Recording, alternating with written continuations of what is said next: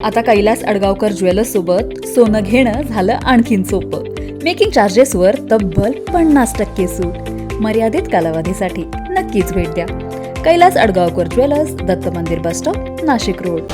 नाशिकमधील कुमावत नगर परिसरामध्ये महापालिकेच्या भूखंडावर अनधिकृत बांधकाम करत वॉल कंपाऊंड करण्यात आले होते. या अनधिकृत बांधकामाची माहिती सदर महापालिकेतील अधिकाऱ्यांना मिळताच त्या जागेवर जेसीबी फिरवत सदर अनधिकृत बांधकाम जमीनदोस्त करण्यात आले. सदर कुमावत नगर येथील जागा ही सामाजिक कारणासाठी राखीव असून ही जागा लहान मुलांच्या खेळाचे मैदान, ज्येष्ठ नागरिकांसाठी विरंगुळा केंद्र आणि वृक्षारोपणाद्वारे क्षेत्र विकसित करण्यासाठी पुन्हा राखीव करण्यात आलेली आहे.